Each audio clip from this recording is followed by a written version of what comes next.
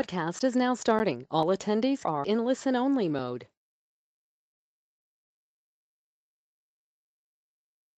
Good afternoon, and welcome to Waking Up Past COVID, Business Ownership and Handling the Imposter Syndrome.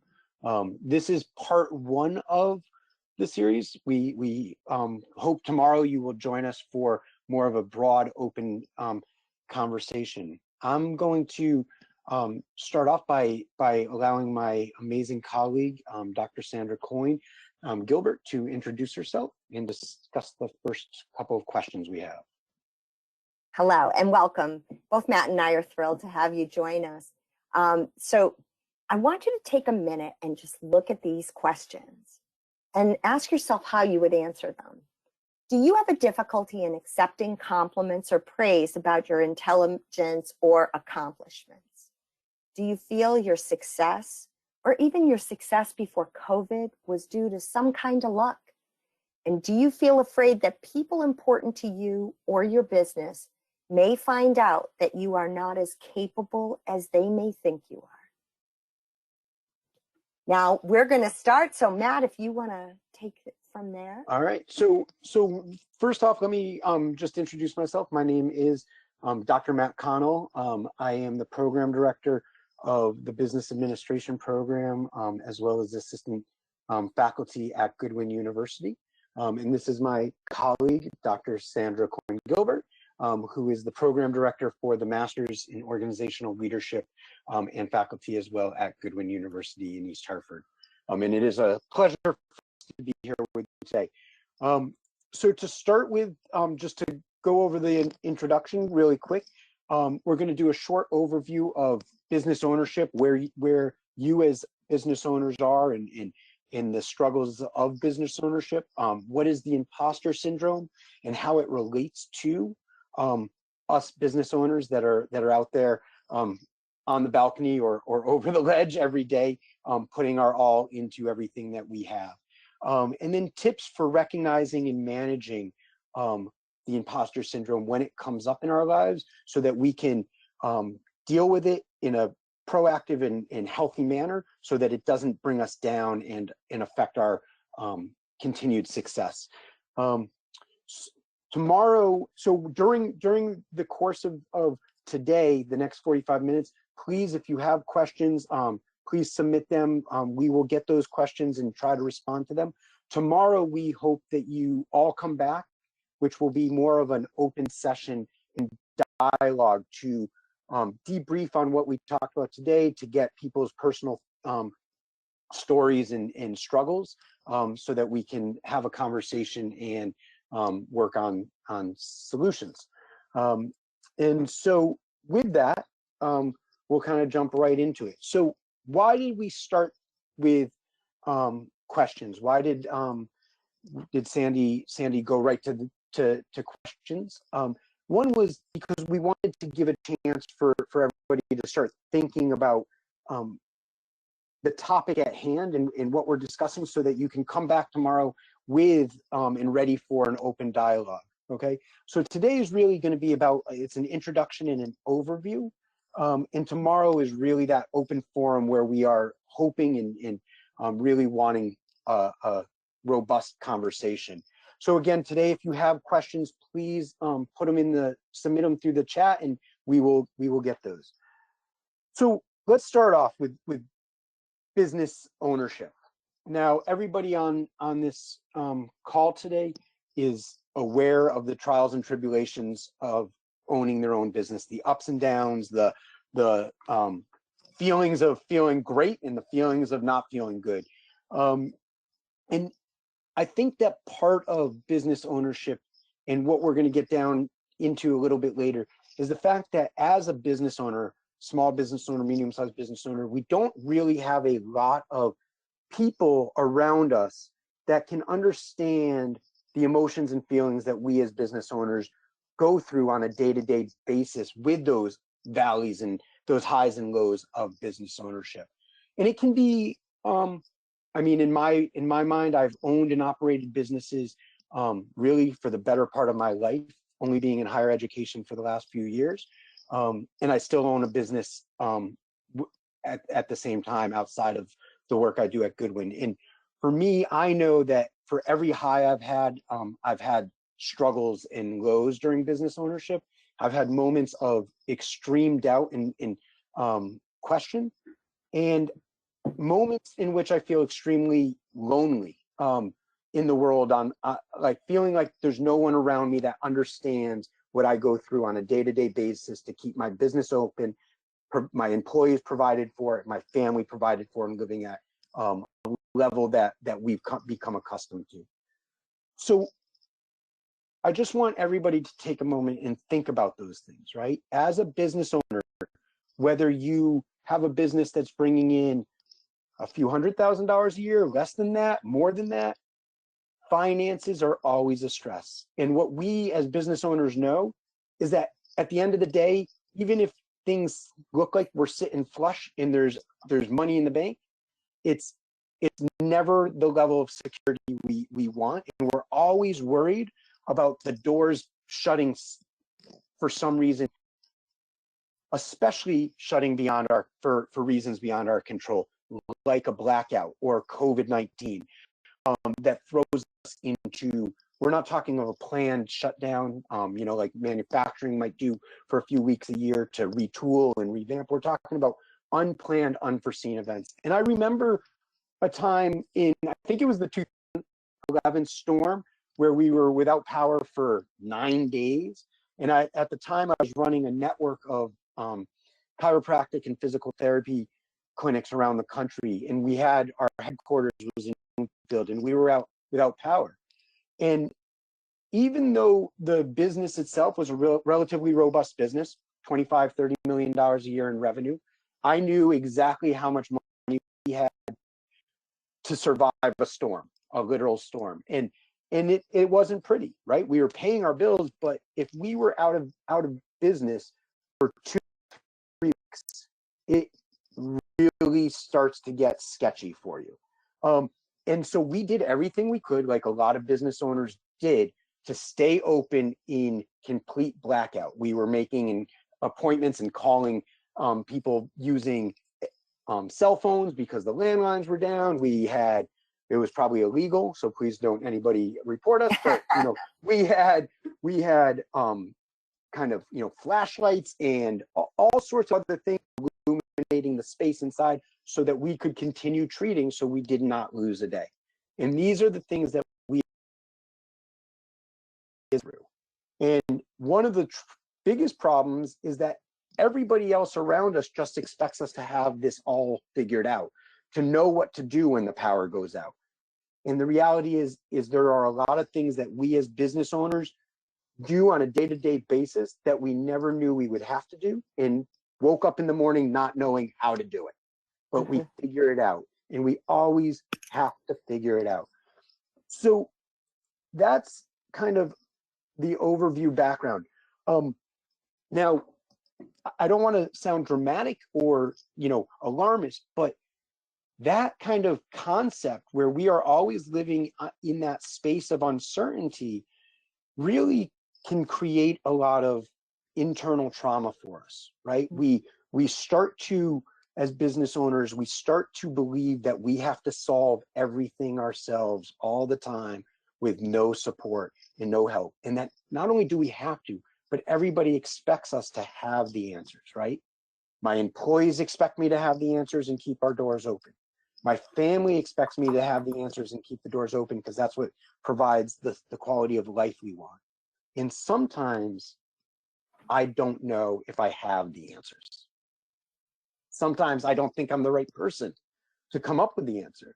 Even when I look at my past successes, even when I look at where I've come to in life, I've got a business, I've got a life that's going relatively well. And yet there are multiple times throughout the course of this journey where I personally question whether I can continue to kind of make everybody believe I have the answers they think I do. And so that's really, I want everybody, as I kind of switch this over to my colleagues, Sandy, to talk more about the imposter syndrome. I want everybody to just really think about what you go through on a day-to-day basis as a business owner, and all of the things that you are asked to be responsible for and to hold close. Okay, that is a lot of pressure, and a lot relying on you. So now you take into consideration where we've been the last 6 months. As a business owner, unprecedented. As a world, unprecedented. To have a complete global shutdown with no concept of when or where we might come out of it, right? Now, most businesses, especially on the smaller side, most businesses wake up in the morning and they have, if they're lucky, 2 to 4 weeks of a war chest sitting in the bank somewhere that they can draw on if everything came to just stop as it did. 2 to 4 weeks, that's the average nationally, right? We were seeing organizations like Darden, that owns Olive Garden and Longhorns, going out and taking out $1 billion loan to weather the storm. That's an organization that has a market cap of billions of dollars, and they're taking out $1 billion loan to weather a storm because they know they don't have the cash reserves to stay open longer than 3 months. And that's at that scale. So as a small to medium business owner, that fear is immense and it's real. And I want everybody to really appreciate what we've gone through in the last 6 to 7 months of this as a business owner, with all of that stress and responsibility sitting on you. So with that, I'm going to hand it over to Dr. Coyne so she can discuss the imposter syndrome and how this ties together. Thank you, Matt. So I want to sort of set the tone by giving you a little bit of a history lesson. So in 1978, 2 women psychologists did a research project, and they wanted to find out, they wanted to inspire women to become more successful. So they said, what if we start with 150 women and we look at all of them and say, how did you get here? What are your qualities, your attributes, your skills? And they found out a big, dark secret, actually, is that all 150 women felt that they were there purely by chance. It was not their abilities. It was not their experience. It was nothing but luck, or, as Blanche Dubois said in Streetcar Named Desire, the kindness of friends or the kindness of strangers. And that's essentially what the imposter syndrome became a reality. So that was 1978. In the 1980s, there was a little bit written about it, but in the last 6 years, it is absolutely amazing the number of articles that have come out, articles, research, all about the imposter syndrome. So what exactly is it? The imposter syndrome is a deep, abiding belief within an individual that they are going to be unmasked as a fraud, that who they appear to be and who they truly are, what they present to the world and what they can offer the world in reality are very different things. So this would seem to be an unusual place for us to be talking about business ownership and the imposter syndrome. That's why we started with those 3 questions, because that's where the imposter syndrome seems to exist, is in areas that people feel they're not worthy or there's somebody better out there. I love one of the first things I found out about the imposter syndrome was Mike Myers of Saturday Night Live said he waited always for the no talent police to knock on his door and tell him he was done. Or Jodie Foster, who said, I was sure when they gave me the Oscar, they were going to drop by and say, hey, by the way, it was a mistake. It's not yours. It's Meryl Streep's. Like, there are people that you know of, and many are women, but many are not, who are dealing with this every day. So an important thing I want to point out, you don't suffer from the imposter syndrome unless you're successful and a high achiever. The need for a high achiever to always be successful begins a fertile ground for fear. And so that is where we begin. So that said, people expect things of him. People expect him as a business owner, as a parent, as, supporting family. They all expect things of him. People expect things of you, particularly in business and particularly during COVID. People are looking for something that shows consistency or that we can get through this. They want that reminder. And successful people give people sense of consistency and getting past something. So IPS, this is fraught with problems, but it was a time when IPS was bound to happen. This is an incredible statement from Tanya Katan, who is a researcher in the imposter syndrome. But I want you to look at this, and I want to add something to it. Isn't it amazing how sometimes the only difference between feeling like an imposter and a superhero is finding out how other people see you from the outside? I'm going to tell you that I would correct Katan and say it's finding out no matter how people see you on the outside, it's how you feel on the inside. The imposter is what we feel like inside.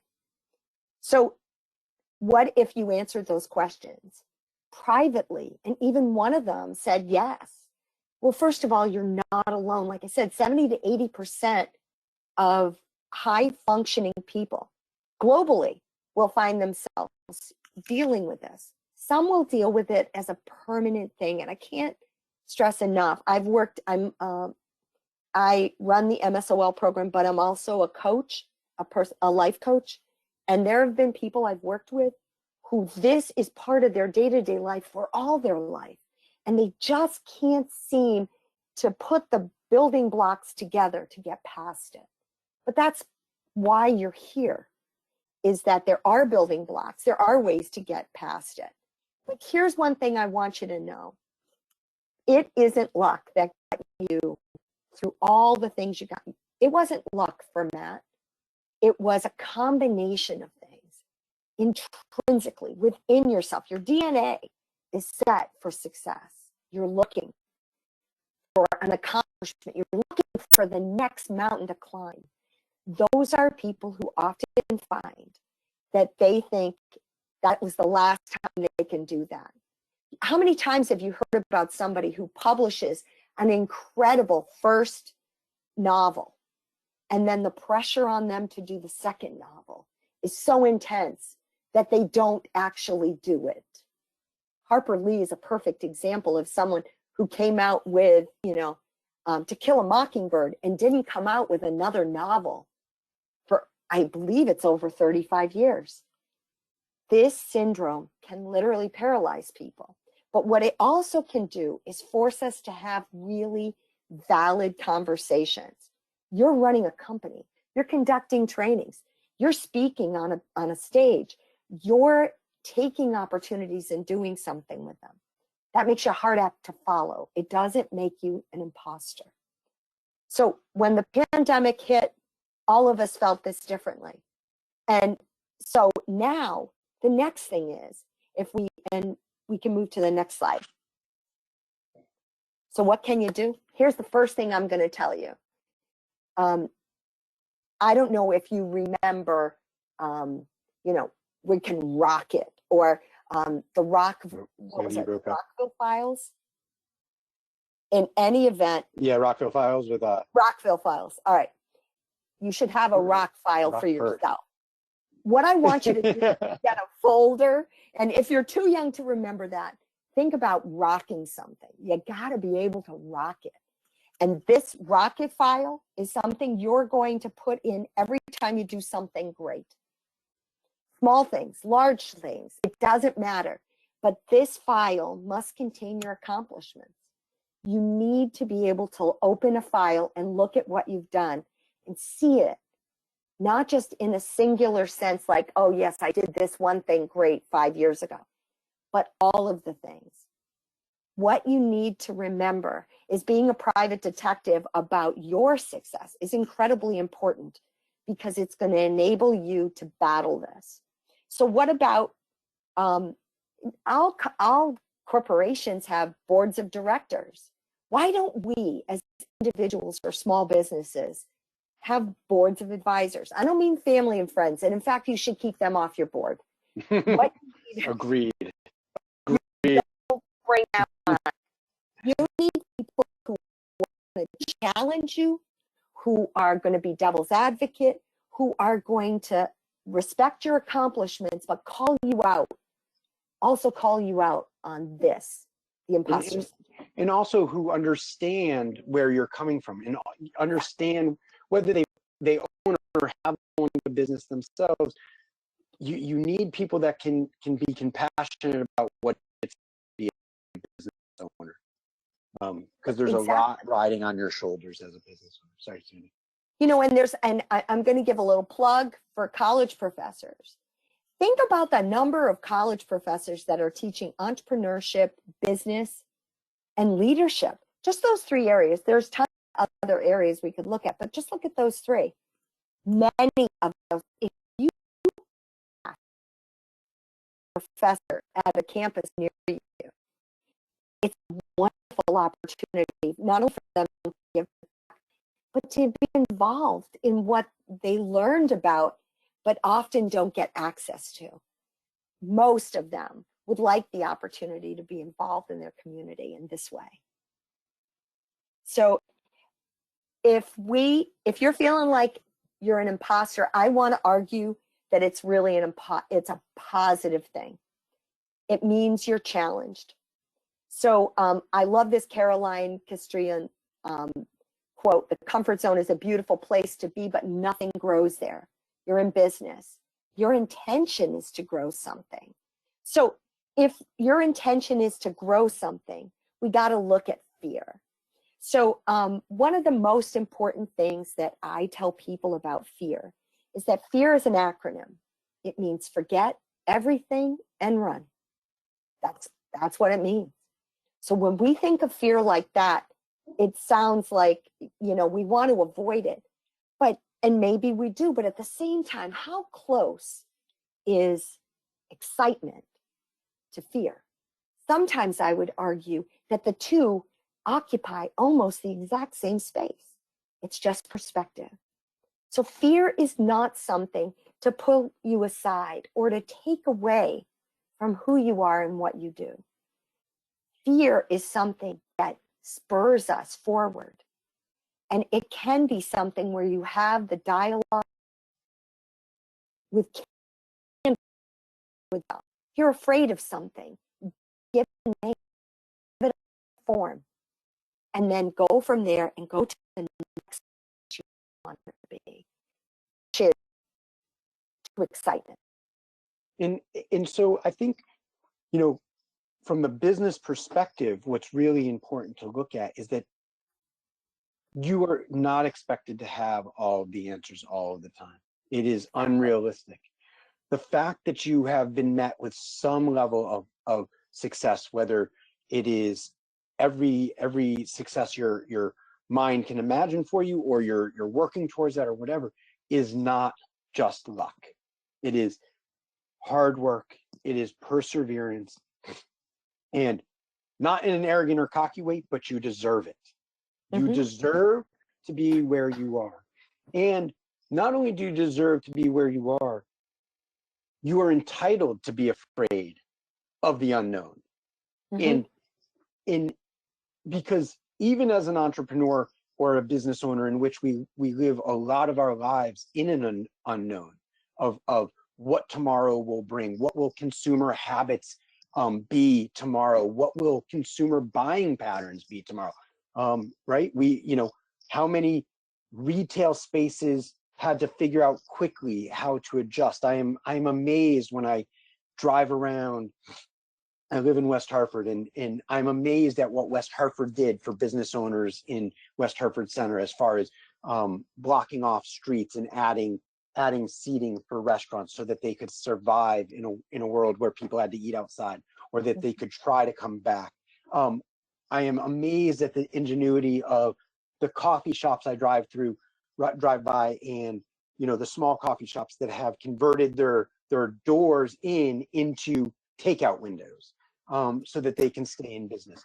This is what we do as business owners, right? This is what we have to do. And the reality is that what people don't fully understand is that it's expected of us, right?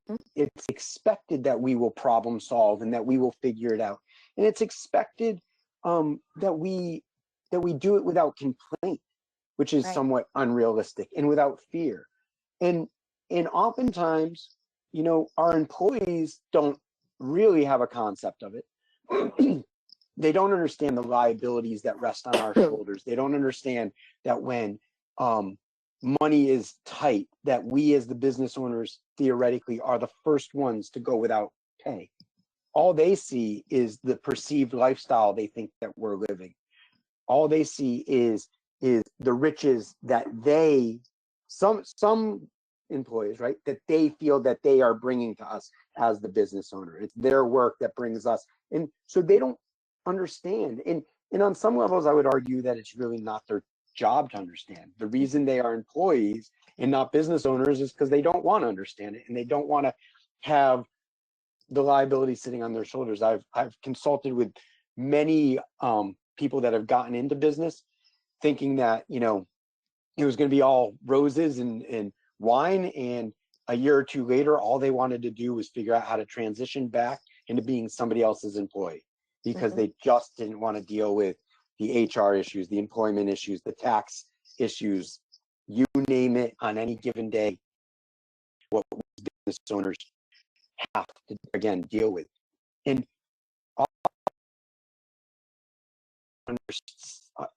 don't see from the outside is that there is a lot of things as a business owner that take us away from the passion of why we got into the business in the first place.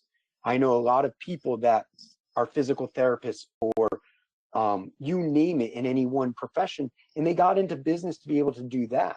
But the back end of business became so cumbersome, keeping up with taxes and payroll and all of these things, that it really detracted and distracted from the passion of why they started. And it becomes a grind. And in that grind, oftentimes the imposter syndrome will rear its head, because we feel as if we're not doing what we're supposed to be doing on a day-to-day basis. And we start to question ourselves. So I just want to kind of point that out and let everybody know that that's on this call, as a business owner, you do live in a world on a day-to-day basis that not many people fully understand.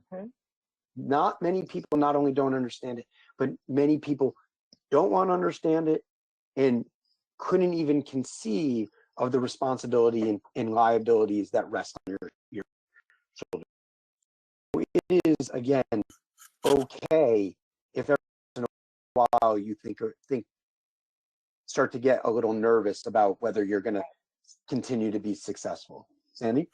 And what Matt has brought up is so vital to understand, because what he's done is diminish the value of luck.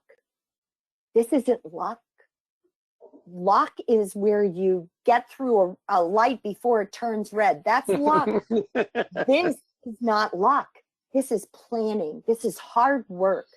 And this is working past what could have been, what diminished somebody else, but kept you going.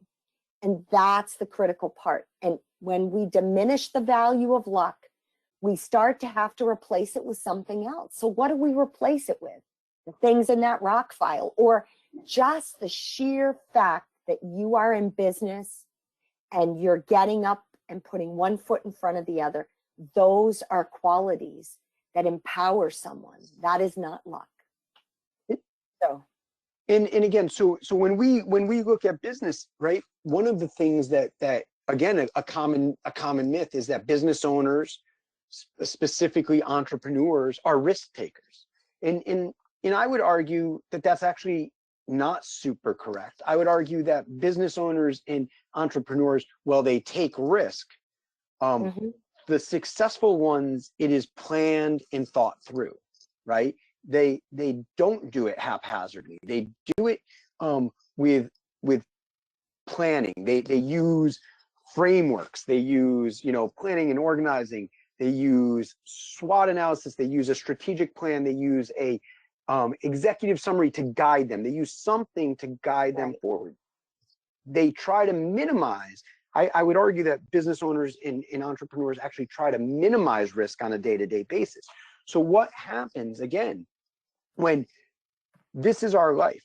We have been running our gas station for 10 years and things have been going good and there's their ups and downs, or our pharmacy or our sub shop or our accounting firm. And there's the normal up and downs, but things are going along relatively well according to our plan. And then stop, close the doors, and we've never done it before.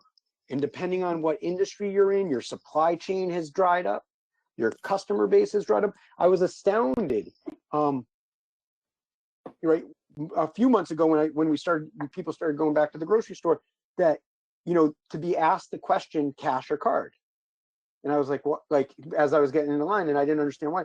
And the reason is, think about this. The reason that question was asked was because during the height of COVID in the lockdown, there was so much cash sitting in lock boxes in small businesses across the country that the doors had closed so immediately that was inaccessible to the distribution of cash nationwide. So cash actually started becoming, think about, like, as a business owner, us having to deal with the fact that means there is money sitting in a cash drawer that is not in our bank account, that isn't being used to pay bills, isn't being used to offset inventory that's going bad in our refrigerator. Any number of things that happen. On top of it, right, most of us hopefully have insurance policies that cover some type of business loss. Well, we all know that as business owners, well, that insurance policy is great and it comes in handy when we need it. It's not an easy process. It's not, you don't just call your insurance company up and say, hey, I just lost $20,000 in inventory and they cut you a check. No, it's a process. It takes weeks. And as a small business owner, sometimes that process of taking weeks can be what makes it so that we can keep our doors open or close our doors. I remember a situation where a business, their cash flow was so intermittent that I sought out. It was actually, for any of you that are interested, a really amazing payroll system where most payroll companies, when you submit payroll, they take the payroll and the taxes, the federal taxes, immediately, all in the same bunch or within 24 hours. But the IRS actually doesn't need those FICA taxes in the federal level taxes for 7 days after your payroll is filed. So this payroll company actually allowed those two payments to be split on a week-to-week basis. So if you think about this, if this company had a $50,000 tax liability and 15,000, 17,000 of that was federal, it means that on week one, they only have to come up with $35,000, not the entire 50. They have another week. It is like almost acted as an internal loan. And these are the things that we as business owners fight for, right? We fight for the pennies. We fight for the pennies. We are looking at our credit card processor on a 6-month basis to see if we can pinch out 2 more basis points from somebody. We are looking at all of these things because we fight for the pennies. And now everything just comes to a close. And we have to reimagine how we do business to stay in business and to keep the doors open. And that is where my colleague is talking about the imposter syndrome, not knowing if you're going to be able to handle that, not know, thinking in your mind, I've been lucky up until this point, I can't do this. This is beyond my capacities. And what we're here to talk about and have a conversation with you tomorrow is getting through that and realizing that, as Sandy has said so many times, it's not true. You're here because you planned on it. You're here because of perseverance and because of the skill set you bring to the table. And that's what you have to keep in your file. That's what you have to keep in your rock file, is Absolutely. that those concepts, the knowledge that you are here because of you, not in spite of you. and Exactly. and we talk about, Sandy and I talk about this all the time. Go ahead, Sandy. We do. I just wanted to say we have a few minutes left, and we'd love to have you ask any questions you might want. And I would remind you that our next session, like Matt said, the purpose of the next session is to personalize this. We've given you an overview, but now we can talk about where we can take you from here. But if you have any questions, we are all ears. Or no question. Any questions? This is where Sandy and I get the imposter syndrome, thinking that, no, I'm just. We are so grateful you're here, and we're grateful that you're actively engaged in this. And you can see we have a PowerPoint that I believe will be made available to you. I think it already has been. It's okay, great. Yeah. Yes, I see it. We also would be more than willing to get our information to you, so that if you would like to reach out to us and speak with us personally, you can feel free to do so.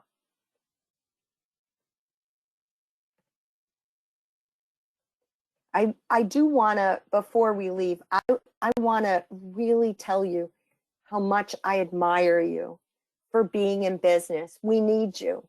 The businesses that are operating today, even if you're just getting by, thank God you're there. I mean, it makes a huge difference. Our communities are better because of you. Christopher Reeve once said, you know, you can stay in the shallow end of the pool, or you can go into the ocean.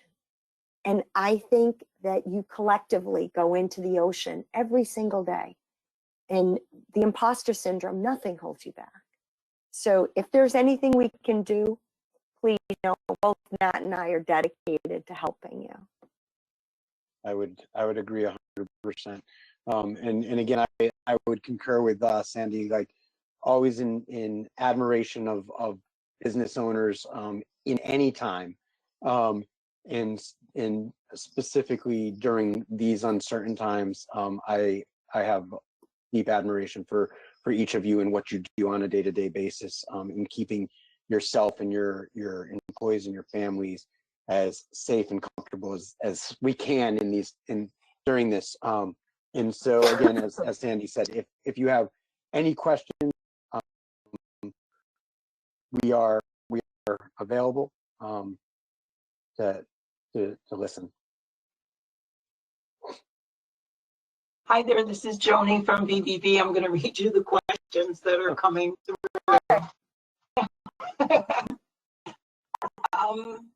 Okay, our first question is from Paulette.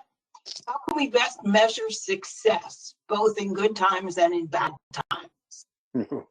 Well, that's a great question. Yeah, starting right off with a big one. Sandy, do you want to start? Sure. So Paulette, success, there are many ways to define success.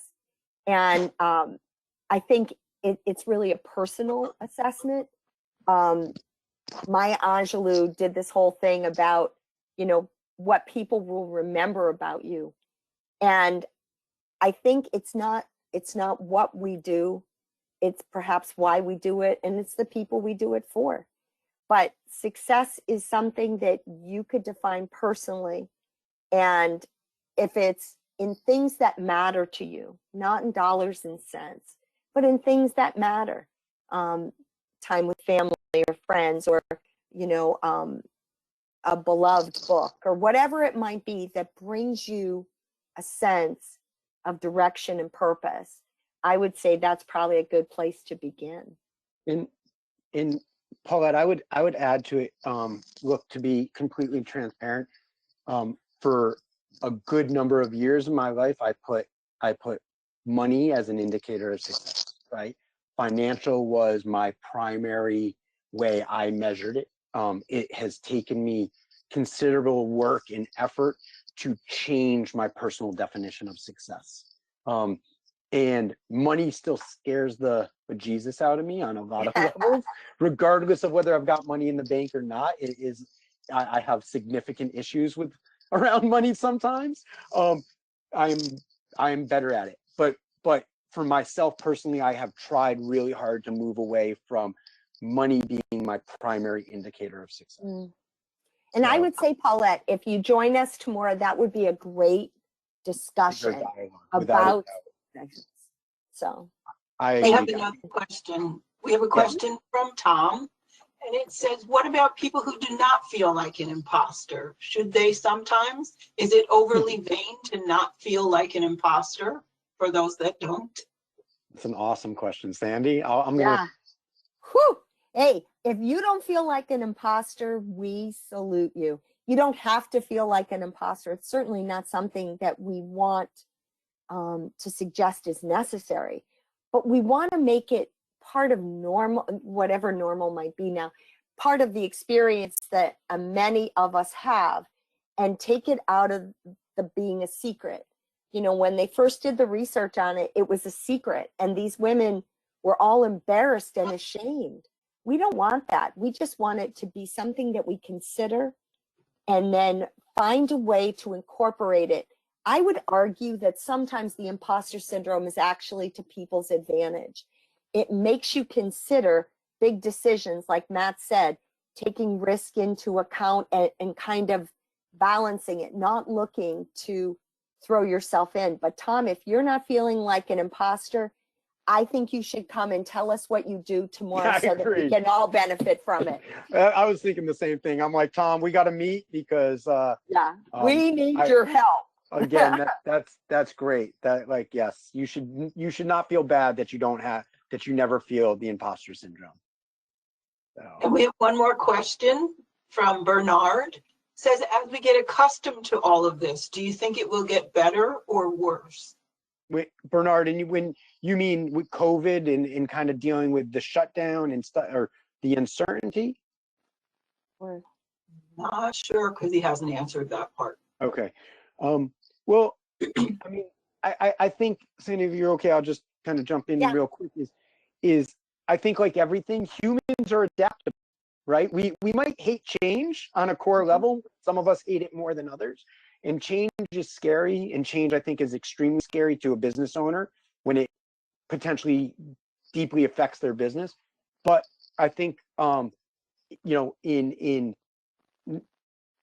most circumstances, we are adaptable, we're creative, we're innovative, and I think that we, as humans and specifically business owners, I think business owners are always figuring out how to adapt to the next situation.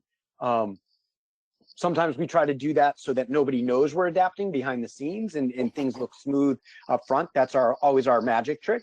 But I think that we are always adapting. And I think that, yes, the longer we are in this situation, and I think a lot of business advances and business ideas are going to come out of this COVID era. I think that we're going to see a lot of businesses change the way they do things because of COVID. And I think we're going to see a lot of new businesses come onto the scene that address ways to do things differently because of COVID. So I do think that we will adapt. I definitely would agree, but I also would tell you that I think no business owner who really wants to stay on top of their business sits and rests on their laurels. I don't think anybody can. And so if you can't, then in small ways, you have always been examining, looking at the environment, studying what's happened, considering, you know, consumer choice and potential change there, or what's happening because the world is aging. Is your consumer base going to move out or move to a different group? I think it's that. I think Matt's right, though, the indomitable nature of the human spirit. But I think if there's one thing that COVID has told us is we don't know everything that's coming. But forecasting does provide us with some insights. Now that this has happened, we know the bubbles burst. We know that you could see another pandemic. Well, we know that we have to prepare for the unpreparable, right? Right. Like we didn't know that before. Exactly. And I think if anything, Bernard, I think it creates a curiosity within us as humans. What is around the corner? What does this mean? If we have had this pandemic situation, how can my business be more resourceful in the future? So this is just moving us into a different direction. It doesn't mean things will not move forward. We're not paralyzed. We're simply moving forward at a different pace with other conditions at the forefront of our minds. I agree. And I think with that, correct, we are out of time. I think we are. Unfortunately. What's that? We are, Luke was saying unfortunately. Okay. So for everybody that is still here, please, this is come back tomorrow, and we will be able to. Tomorrow is a half-hour just conversation, so we can continue these questions and back and forth. And we really hope all of you will come back to join us, because the more that there are, the more robust the conversation will be for everybody. And tomorrow we'll share all of our contact information. So if something just really is excited within you tomorrow, you know it doesn't have to stop there. You can continue the conversation. Right. And with that, we thank you so much for your participation, and we hope to see you tomorrow. All right, Take yeah, care. thank you. Thank you so much, Matt. And Sandy, be sure to sign up for part 2. You can go ahead and do that on our event site, betterbusinesssummit.com. You can also sign up for our next breakout titled Playbook for Ensuring Liquidity. That's at 2 p.m. See you then. Bye.